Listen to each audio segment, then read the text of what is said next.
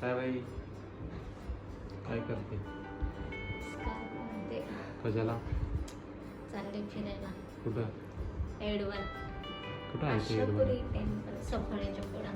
असं खूप दिवसाचं जायचं होतं ना. पाऊस आला मग कुठे घेतले मी रेनकोट घेऊन चालले.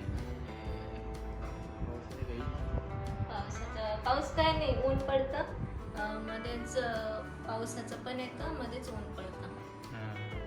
असं आहे वातावरण सध्या. असं आहे का? आता जायचं मस्त. किती वाजल्या? 10:30. उशीर झाला.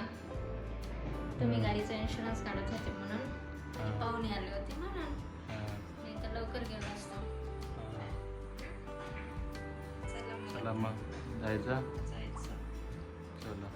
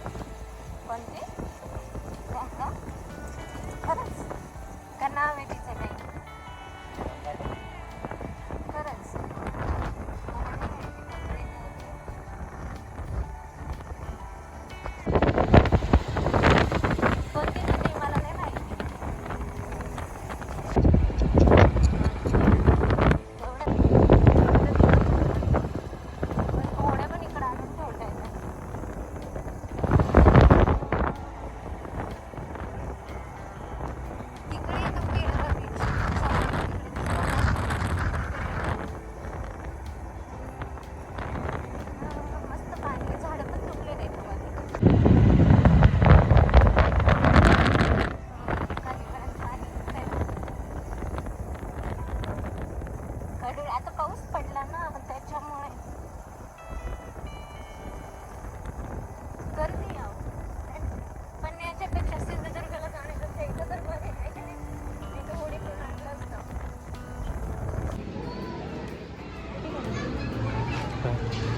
स्टँडला इथं टाक ना काढून.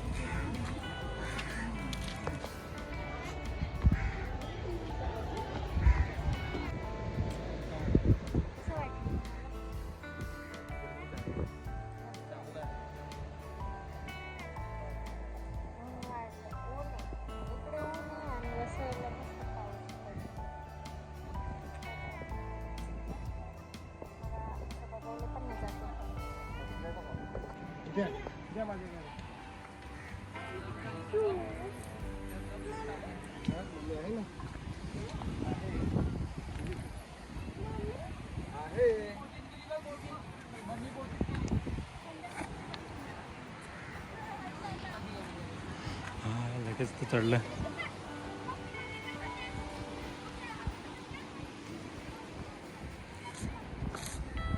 मंदिराचा टोक आहे.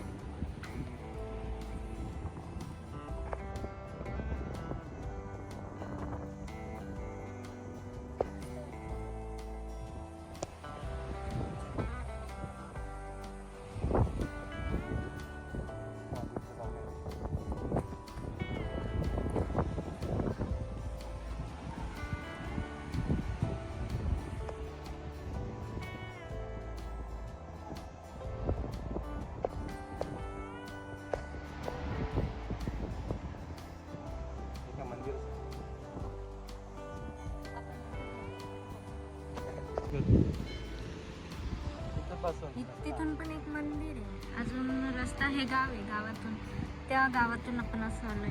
एडवन मधून त्या तिकडे बिल्डिंग दिसत आहे ना मोठ्या. हा त्या तिकडचा. तिथे अर्नाळा किल्ला आहे. जवळ आहे, फक्त मध्ये जेट्टी चालू झाली त्याचा फायदा करायला पाहिजे आपण आता. इकडनं मस्त. आणि ह्या साईडने किल्ल्यावर तो तिथेच अर्नाळा किल्ला जवळ आहे. फक्त एवढंच फरक आहे की आपल्याला वळून खूप यावं लागतंय. जसं आपण भाईंदरला जायला कसं जेट्टी हायवेने जरा उशीर होतो ना.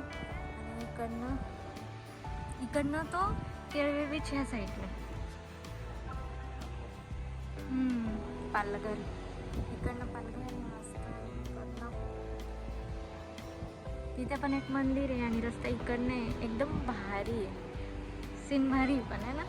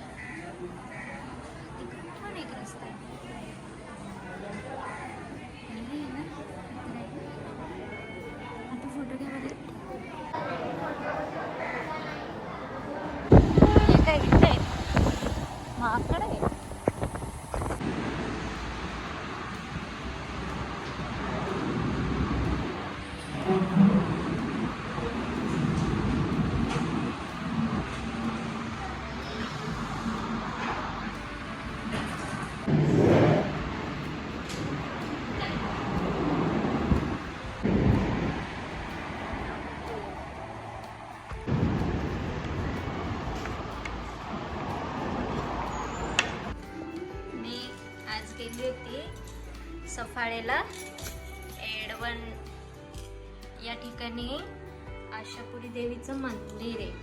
समुद्राच्या ठिकाणी आतमध्ये, समुद्राच्या आतमध्येच आहे.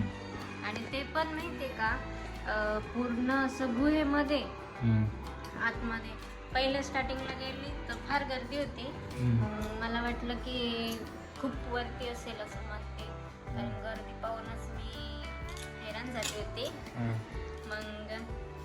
मग फिरून घेतलं सगळीकडे आणि मग येऊन बसले. मग विचार केला की नाही आता जाऊ, लाईनीत लागूच. मग लागली. आता 1 तास लागला मला लाईनीमध्ये. कारण की एवढा उशीर का बरं होतं, लाईन का बरं लागते, कारण की मध्ये ना पायऱ्या आहेत तोपर्यंत आपण चढून जाऊ शकतो.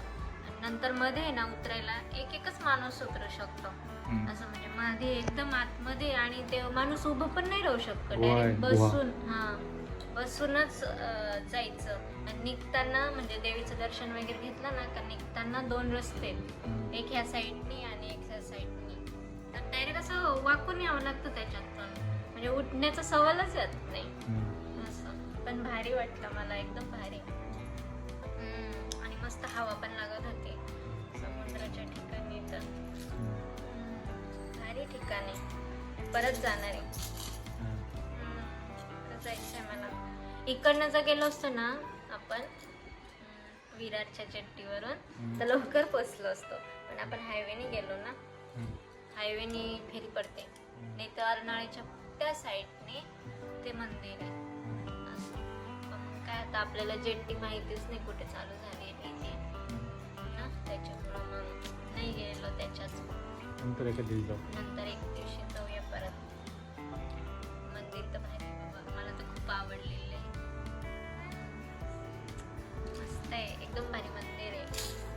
परत जाणार आहे. मला त्या मंदिराला मी म्हणजे मॅपवर पाहिलं होतं, रील्समध्ये पण व्हिडिओ पाहिले होते.